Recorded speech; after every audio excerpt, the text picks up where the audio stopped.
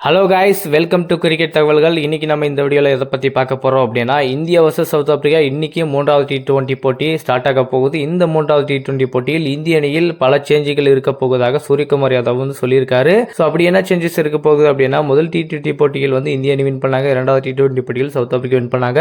So மூன்றாவது T20 போட்டியில் வந்து ஒரு முக்கியமான போட்டியாக இருக்க போகுது. ஸோ இந்த போட்டியை யார் வின் பண்ணுறாங்களோ ஸோ அவங்க சைடு ட்ராஃபி போகிறதுக்கான சான்சஸ் இருக்கு. ஏன்னா 4 போட்டிகள் கொண்ட தொடரை இந்திய அணி 3-1 என்ற வின் பண்ணால் மட்டும்தான் சீரீஸ் வின் பண்ண முடியும். ஸோ அப்படி இருக்கும்போது ஸோ எந்த டீம் சீரீஸ் வின் பண்ண போறாங்க? சவுத் ஆப்பிரிக்கா ஓமன்ல வின் பண்ண போறாங்களா, இல்ல இந்திய அணி வந்து இங்க அவங்களுடைய கோட்டையை வந்து கொடி நட போறாங்களா அப்படின்றத நம்ம பார்ப்போம். சூரியகுமார் யாதவ் அவர்கள் என்ன பிளான் வச்சிருக்காரு, ஸோ எப்படியெல்லாம் இந்தியன் டீம் வந்து பிக் பண்ண போறாங்க, என்னென்ன ஸ்குவாட் இன்னைக்கு இருக்க போகுது அப்படின்றது தான் ஒரு முக்கியமான ஒரு விஷயமா இருக்க போகுது. ஸோ கண்டிப்பாக இன்னைக்கு பல சேஞ்சஸ் இருக்க போகுது. முக்கியமான பவுலர்ஸ் எல்லாம் உள்ள வர போறாங்க.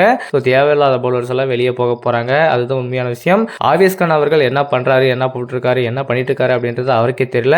ஹர்ஷிப் சிங் கூட அந்த அளவுக்கு பெர்ஃபார்மன்ஸ் வந்து கொடுக்கல, நல்லாவே வந்து அடி வாங்கிட்டு இருக்காரு. ஸோ அதனால யாசுல் தயால் வந்து உள்ள எடுத்துட்டு வர போறாங்களா, ஸோ ஒரு முக்கியமான ஆல்ரவுண்டர் இருக்கக்கூடிய ரமன்தீப் சிங் அவரை வந்து டெபியூ பண்ண போறாங்களா அப்படின்றது ஒரு எதிர்பார்ப்பா இருக்கு.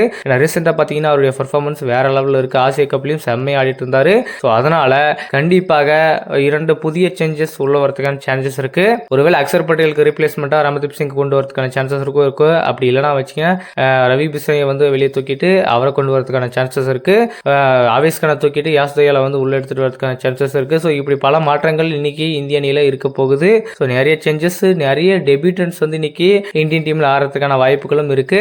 ஸோ சஞ்சு சாம்சன் கண்டிப்பாக இன்னைக்கு அவருடைய கேமை வந்து மீண்டும் கம்பேக் பண்ணி ஆடி ஆகணும். சூரியகுமார் யாதவ் அவருடைய கேம் வந்து ஒஸ்டா போயிட்டு இருக்குங்க. ஸோ இப்போ 2-3 மேட்சா வந்து அவருடைய கேம் வந்து ரொம்பவே ஒஸ்டா போயிட்டு இருக்கு. ஸோ அதனால மீண்டும் அவரும் கம்பேக் பண்ணி இன்னைக்கு அவருடைய ஆட்டத்தை வந்து மீண்டும் பழையபடி ஆட வேண்டும். ஒருவேளை என்னன்னா சூரியகுமார் யாதவுடைய ட்ரிக்ஸ் எல்லாமே கண்டுபிடிச்சிட்டாங்களா, ஸோ அந்த இடத்துல பிளேஸ்மெண்ட், அந்த இடத்த ஃபீல்ட் டச்சத்தை வச்சு அவரை ஈஸியாக விக்கெட் தூக்கிடுறாங்களா அப்படின்ற மாதிரி ஒரு எண்ணம் கூட வர ஆரம்பிச்சு விட்டது. ஸோ எல்லாருமே ஒரு கட்டத்து வரைக்கும் தான். ஸோ அவர் அதுக்கப்புறம் அவருடைய வீக்னஸ் என்ன, அவருடைய பிளஸ் என்ன எல்லாத்தையுமே ஒரு டீம் பவுலர்ஸ் ஆகட்டும், டீம் ஆகட்டும் எல்லாமே வாட்ச் பண்ணி ஸோ அவருடைய வீக்னஸ் எல்லாத்தையுமே கண்டுபிடிச்சி தான் அவரை தூக்குறாங்க. ஸோ அப்படி தான் சூரியகுமார் யாதவுடைய எல்லா வீக்னஸும் எடுக்க ஆரம்பிச்சிட்டாங்களா அப்படின்ற மாதிரி கூட சொல்லப்படுது. ஸோ இன்னைக்கு நடக்கக்கூடிய இந்த 3வது T20 போட்டியில் என்ன நடக்க போகுது, எந்த மாதிரியான சேஞ்சஸ் இருக்க போகுது, ஸோ யார் யாரெல்லாம் புதுமுக வீரர்கள் உள்ள வர போறாங்க அப்படின்றத நம்ம பார்ப்போம். இன்னைக்கு வின் பண்றவங்களுக்கு ஒரு வாய்ப்பா இருக்க போகுது, ட்ரோபிக்கு வச்சுக்கிறதுக்கு ஒரு வாய்ப்பா இருக்குது. இல்லைன்னா வச்சுக்க ட்ரா ஆகிறதுக்கான சான்சஸும் இருக்கு. ஸோ என்ன நடக்க போகுது நம்ம பொறுத்து வந்து பார்க்கலாம். சூரியகுமார் யாதவ் என்ன பண்ண போறாரு, இன்னைக்கு